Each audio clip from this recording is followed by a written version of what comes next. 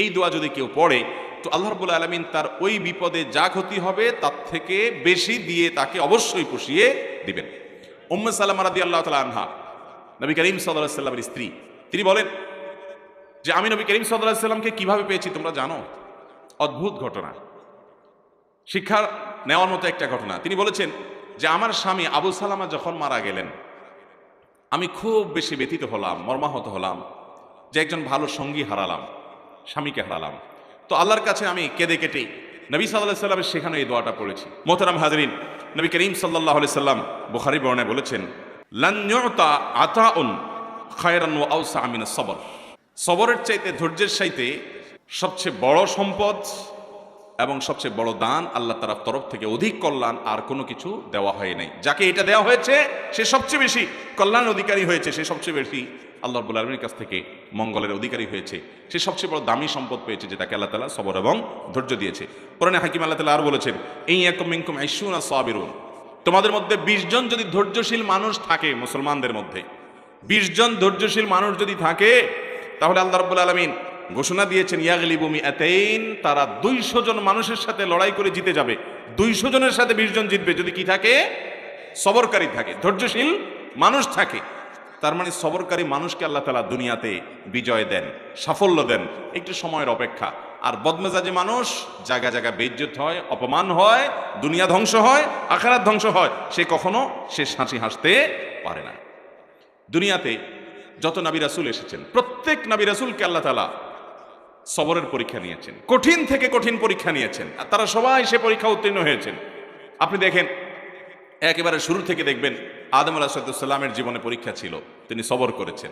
সুলাইমান আলাইহিস সালাম মহারাজা ছিলেন, গোটা দুনিয়ার রাজত্ব করেছেন, তারপরও পরীক্ষা এসেছে, রাজত্ব কিছু সময়ের জন্য চলে গেছে, নানামুখী পরীক্ষা আরও এসেছে, সবর করেছেন।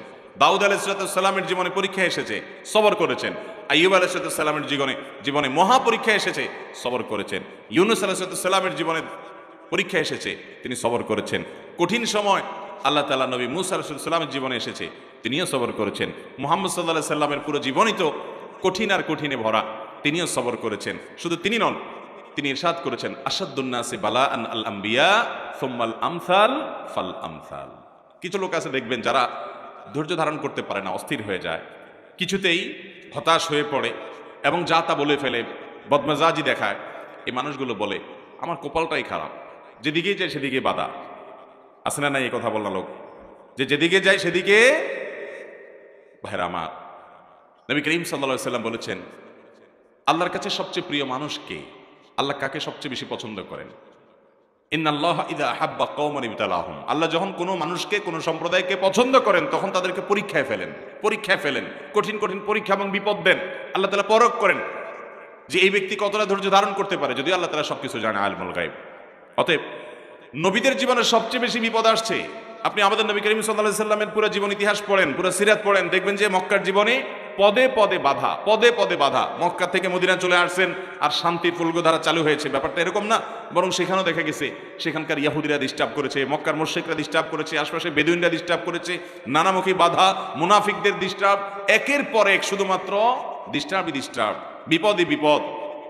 এই সকল বিপদ সারা জীবন মোকাবেলা করে এই সকল বিপদ থেকে উত্তরণের পথ তিনি খুঁজে বের করেছেন খুব ঠান্ডা মাথায়, বুদ্ধিমত্তার সাথে, সবরের সাথে, ধৈর্যের সাথে। আল্লাহ তাআলা আমাদের সবাইকে সেরকম ধৈর্যশীল মানুষদের কাতারে শামিল হওয়ার তৌফিক দান করুন। ভাইরা আমার, সাহাবীদের ভিতরে দেখবেন সেই সকল মানুষগুলো আল্লাহ তাআলার প্রিয় পাত্র হয়েছেন যারা সবর করেছেন। বেলাল রাদিয়াল্লাহু তাআলা আনহু, সুহাইব রাদিয়াল্লাহু তাআলা আনহু এবং আরো অনেক সাহাবায়ে কেরাম এবং আইম্মায়ে মুজতাহিদিনদের মধ্যে দেখবেন ইমাম আযম আবু হানিফা রাহিমাহুল্লাহ, ইমাম শাফি রাহিমাহুল্লাহ, ইমাম আহমদ ইবনে হাম্বল রাহিমাহুল্লাহ, আরো বড় বড় ইমামদেরকে দেখবেন তাদের জীবনে শুধু পরীক্ষা, টর্চার, বিপদ, জুলুম এগুলা সহ্য করে তারা আল্লাহ তাআলার প্রিয় পাত্র হয়েছেন। আমরা চাই যে না, সব কিছু আমার বেটে বলে হয়ে যাবে। যার ভিতরে তাওহীদ যত মজবুত থাকে, আল্লাহর প্রতি ঈমান যত স্ট্রং থাকে, সে তত সবরকারী হয়, তত ধৈর্যশীল হয়। যার ভিতরে তাওহীদ যত দুর্বল থাকে, সে তত বেসবর হয়। কারণ আল্লাহ তাআলার জাতের প্রতি যদি ঈমান থাকে, সে বিশ্বাস করে যে আল্লাহ তাআলা আমার কল্যাণ আমার চাইতে ভালো বুঝেন, অতএব আমি যা চাইছি তা হয় নাই, ওকে তাহলে আল্লাহর উপর আমি ছেড়ে দিলাম, আমি খুশি আল্লাহর ফয়সালায়। আল্লাহর প্রতি ঈমানের দুর্বলতার অনেক প্রমাণের ভিতরে একটা বড় প্রমাণ হলো বেসবরি এবং ধৈর্যহীনতা। অতএব ধৈর্য ধরার চেষ্টা করবো তো ইনশাআল্লাহ। আল্লাহ তাআলা আমাদের সবাইকে তৌফিক দান করুন। নবী করিম সাল্লাল্লাহু আলাইহি সাল্লাম বলেছেন, কোন মুসলমানের জীবনে যদি কোনো মুসিবত আসে, কোনো বিপদ আসে, কোনো সমস্যা আসে, সঙ্গে সঙ্গে সে যদি ইন্না লিল্লাহি ওয়া ইন্না ইলাইহি রাজিউন পড়ে এবং আরেকটা দোয়া পড়ে, আল্লাহুম্মা জুরনি ফি মুসিবাতি ওয়াখলুফ লি খায়রাম মিনহা, আল্লাহ আমার যে বিপদ হয়েছে এই বিপদের বিপরীতে এর বিনিময়ে আপনি আমাকে সওয়াব দিয়েন, বিনিময় দিয়েন, এবং বিপদে আমার যে ক্ষতি হলো আপনি এর চাইতে ভালো কিছু দিয়ে আমাকে পোষায় দিয়েন। এই দোয়া যদি কেউ পড়ে তো আল্লাহ রাব্বুল আলামিন তার ওই বিপদে যা ক্ষতি হবে তার থেকে বেশি দিয়ে তাকে অবশ্যই পুষিয়ে দিবেন। উম্মে সালামা রাদিয়াল্লাহু তাআলা আনহা, নবী করিম সাল্লাল্লাহু আলাইহি সাল্লামের স্ত্রী, তিনি বলেন যে আমি নবী করিম সাল্লাল্লাহু আলাইহি সাল্লামকে কিভাবে পেয়েছি তোমরা জানো? অদ্ভুত ঘটনা, শিক্ষা নেওয়ার মতো একটা ঘটনা। তিনি বলেছেন যে আমার স্বামী আবু সালামা যখন মারা গেলেন আমি খুব বেশি ব্যথিত হলাম, মর্মাহত হলাম যে একজন ভালো সঙ্গী হারালাম, স্বামীকে হারালাম।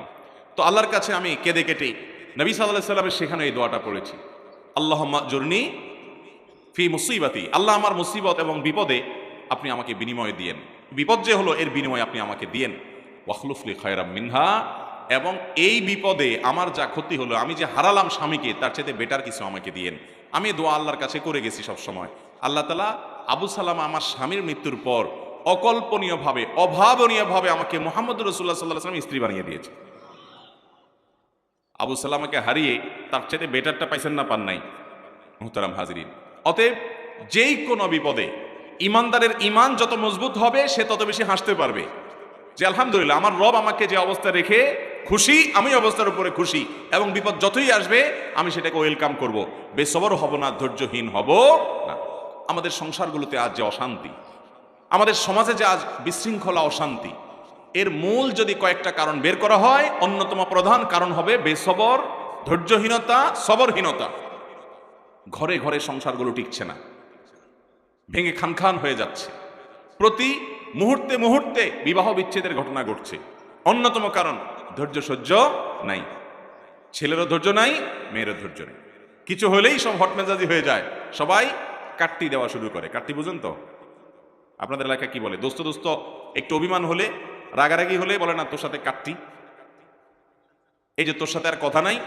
স্বামী স্ত্রীর মধ্যে আজকাল এই অবস্থা। প্রতিটি ঘরে ঘরে অশান্তির মূল কারণই হলো সবরহীনতা, যে ধৈর্য জিনিসটা আজ আমাদের কাছ থেকে নাই।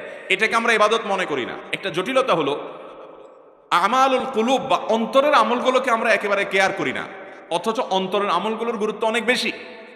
আমরা বাহ্যিক আমলকে গুরুত্ব দেই, নামাজ পড়া বাহ্যিক আমল, সিয়াম পালন করা বাহ্যিক আমল, যাকাত দেওয়া বাহ্যিক আমল, তেলাওয়াত করা বাহ্যিক আমল, এগুলো বাহ্যিক অঙ্গ প্রত্যঙ্গ দিয়ে, চোখ মুখ হাত পা এগুলো দিয়ে করতে হয়। কিছু আমল আছে যে আমলগুলো অন্তরের ভেতরে লালন করতে হয়, এগুলো দেখা যায় না, এর ভিতরে সবর অন্যতম। এই আমলটা যদি কেউ করতে পারে, ভেতরে যদি ধৈর্যটা আনতে পারে, এটা নিজের সঙ্গে নিজে সংগ্রাম করে করতে হয়, এর জন্য লড়াই করতে হয়, এর জন্য সমালোচনা করতে হয়, নিজের হিসাব মিলাতে হয় যে আমি মানুষটা কতটা ধৈর্যশীল, কতটা ধৈর্যহীন, আমি কতটা হটমেজাজি হই, বউয়ের সাথে কয়বার আমি বদমেজাজি দেখাই। বউ হিসাবে তিনি চিন্তা করবেন স্বামীর সাথে কয়বার তিনি বদমেজাজি করেন, প্রতিদিনের হিসাব মিলাবেন, এরপর তিনি নিজের যোগ বিয়োগ করে নিজেকে সংশোধনের চেষ্টা করবেন। আমরা চেষ্টা করবো তো ইনশাআল্লাহ। আল্লাহ রাব্বুল আলামিন আপনাকে, আমাকে, আমাদের সবাইকে সবরকারী মানুষদের কাতারে শামিল হওয়ার তৌফিক দান করুন। মুহতারাম হাজিরিন, নবী করিম সাল্লাল্লাহু আলাইহি ওয়াসাল্লাম তিনি তার সাহাবা একরামকে সবরের প্রশিক্ষণ দিয়েছেন। এমন কিছু সাহাবী সঙ্গী তিনি পেয়েছেন যারা ধৈর্যের রুদ্রমূর্ত প্রতীক ছিলেন। তারা এরকম দৃষ্টান্ত ছিলেন যে তাদের ধৈর্য, এক একজনের সবরকে আমরা যদি অ্যানালাইসিস করি তো বিশাল বড় বড় হিস্ট্রি হয়ে যাবে, অনেক বড় দাস্তান হয়ে যাবে, শুধুমাত্র এক একজন সাহাবীর সবরকে যদি আপনি অ্যানালাইসিস করেন, গবেষণা করেন। আজ মুসলমানদের মধ্যে এটার বড় বেশি অভাব। সবর করার চেষ্টা করবো তো ইনশাআল্লাহ।